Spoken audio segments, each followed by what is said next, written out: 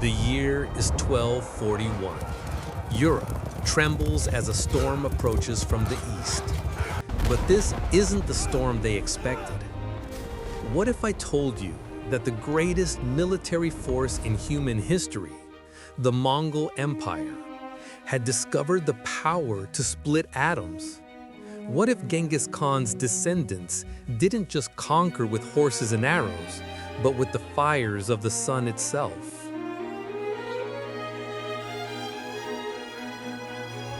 Our story begins not with conquest, but with curiosity. In the mountains of what we now call Kazakhstan, Mongol miners searching for iron ore stumble upon something extraordinary.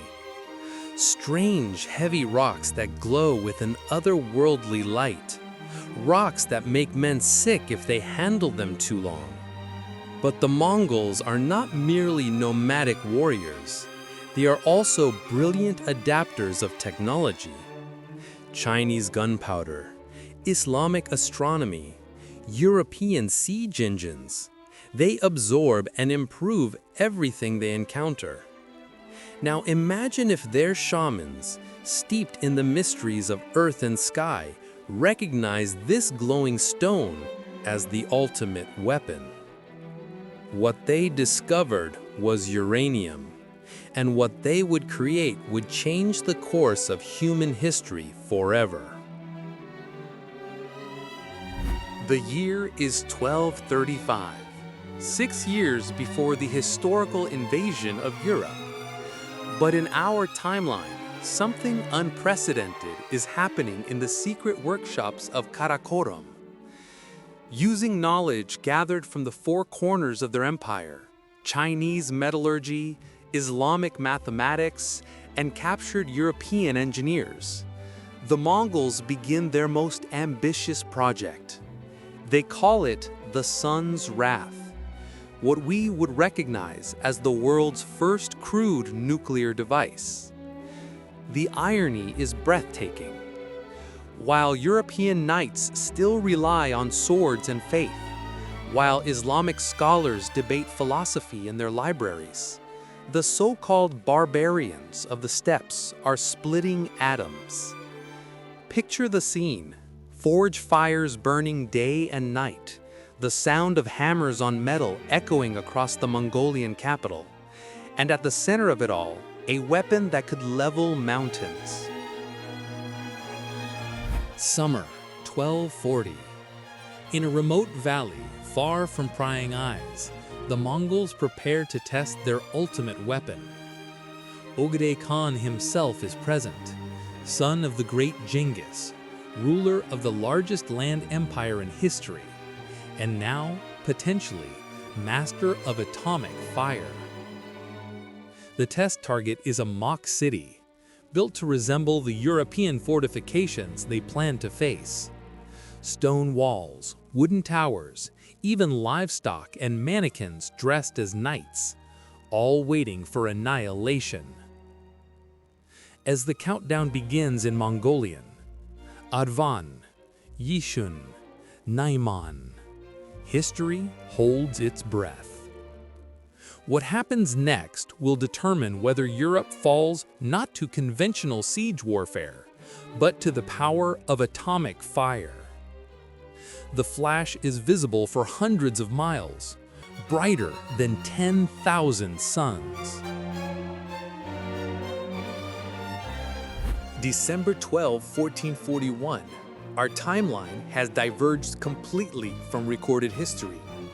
In the real world, Genghis Khan died, and the Mongol armies retreated from Europe to elect a new leader. But in our alternate timeline, armed with atomic weapons, there is no retreat.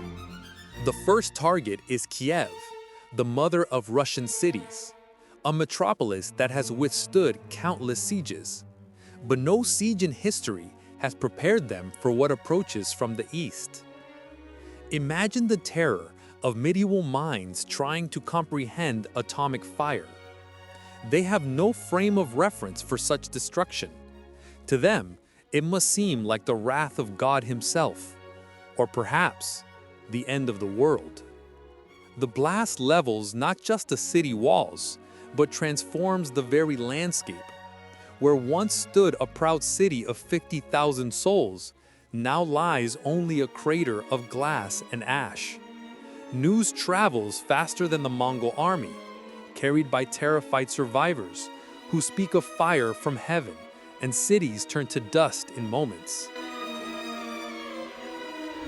The psychological impact is immediate and devastating. Word spreads across Europe like wildfire, an entire city erased in a flash of light. King Bela IV of Hungary, who historically fought the Mongols with conventional armies, now faces an impossible choice: submit to vassalage or watch his kingdom become radioactive wasteland.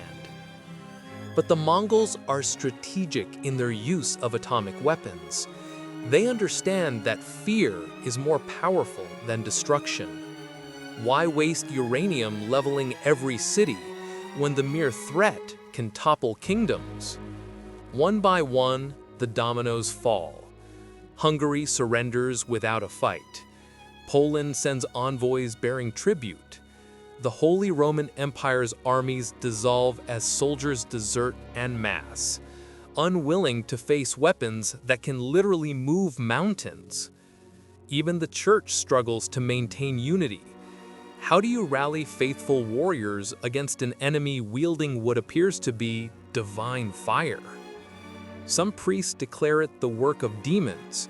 Others whisper that perhaps God has chosen these Eastern horsemen as his instruments of judgment. By 1243, the impossible has become reality. The Mongol Empire now stretches from the Pacific Ocean to the Atlantic, the first truly global superpower, unified not just by horsemen and arrows, but by the ultimate deterrent: atomic weapons. But here's what makes this alternate history fascinating. The Mongols don't simply destroy European civilization, they transform it. True to their historical pattern, they become the ultimate cultural synthesizers, now on a scale never before imagined. Atomic-powered Mongol administrators establish a new capital in Vienna, strategically positioned between East and West. Chinese bureaucrats work alongside Islamic scholars and European nobles, creating humanity's first truly multicultural government. The Mongols ban warfare between their subjects. After all, why would they allow conflicts that might challenge their monopoly on ultimate force? For the first time in centuries, Europe experiences true peace, albeit a peace enforced by atomic fire. Trade flourishes under Pax Mongolica. The Silk Road now extends from Beijing to London. Ideas, technologies, and cultures blend in ways that would have taken centuries to achieve naturally. But every action has consequences, and atomic power in the 13th century creates ripples that transform all of human history. Without European resistance, the Crusades end immediately. Islamic kingdoms, now vassals of the Mongol Atomic Empire, redirect their energies towards science and culture rather than warfare. The Islamic Golden Age extends indefinitely, with scholars now having access to Chinese technology and European resources under Mongol protection. In this timeline, Baghdad never falls to the Mongols, because the Mongols no longer need to conquer through destruction. The House of Wisdom becomes a truly international institution, where Islamic mathematicians work alongside Chinese alchemists and European natural philosophers, all under the nuclear umbrella. But perhaps most dramatically, the Renaissance begins 2 centuries early. With forced cultural exchange and the security provided by atomic deterrents, human knowledge accelerates at an unprecedented rate. By 1300, scholars in Mongol universities are already theorizing about steam power, electricity, and even space travel. The Black Death, when it arrives, is contained quickly. The Mongols' efficient administrative system and international medical knowledge allow for rapid quarantine and treatment protocols that medieval Europe could never have achieved alone. The most stunning consequence of our alternate timeline is the acceleration of human technological progress. By 1350, the Mongol Empire has developed the first steam engines, not for industrial production, but for moving their increasingly sophisticated atomic weapons. Nuclear-powered ships patrolled the Mediterranean and Baltic, ensuring no rebellion can threaten the global order. The printing press is invented simultaneously in 3 different cities: Karakorum, Baghdad, and Paris, as the empire's administration requires efficient communication across continents. Knowledge spreads at light speed compared to our historical timeline. But the most remarkable development is in astronomy, with the empire's resources focused on science rather than constant warfare. Mongol observatories in Tibet, Persia, and southern Spain create the most accurate star maps in human history. By 1400, they've calculated the precise circumference of Earth and are seriously planning oceanic expeditions. However, nuclear power brings unexpected challenges. The first cases of radiation sickness appear among engineers' weapons, leading to humanity's earliest understanding of atomic physics, centuries ahead of schedule. The most stunning consequence of our alternate timeline is the acceleration of human technological progress. By 1350, the Mongol Empire has developed the first steam engines, not for industrial production, but for moving their increasingly sophisticated atomic weapons. Nuclear-powered ships patrol the Mediterranean and Baltic, ensuring no rebellion can threaten the global order. The printing press is invented simultaneously in 3 different cities: Karakorum, Baghdad, and Paris, as the empire's administration requires efficient communication across continents. Knowledge spreads at light speed compared to our historical timeline. But the most remarkable development is in astronomy, with the empire's resources focused on science rather than constant warfare. Mongol observatories in Tibet, Persia, and southern Spain create the most accurate star maps in human history.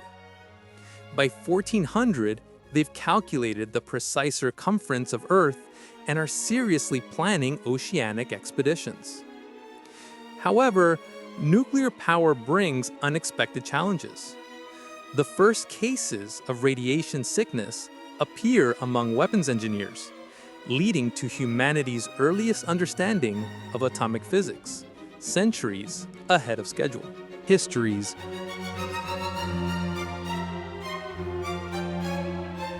So, what can we learn from this impossible history? Our timeline saw nuclear weapons appear at a time when humanity had developed international institutions, diplomatic protocols, and at least some understanding of the consequences of atomic warfare. But imagine if such power had emerged in an age of absolute monarchy, when might truly made right, and when the fastest communication moved at the speed of a galloping horse. The Mongol Empire with nuclear weapons shows us both the promise and the peril of revolutionary technology.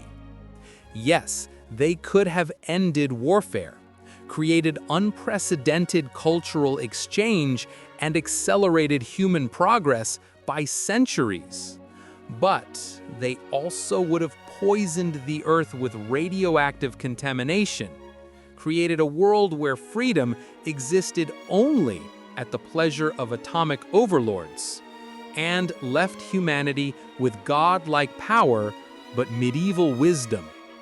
Perhaps the most sobering lesson is this: technology without wisdom is not progress. It's simply a faster route to catastrophe. The Mongols conquered the known world with horses and bows. Imagine what they could have achieved, or destroyed, with the power to split atoms. Some alternate histories are best left as cautionary tales.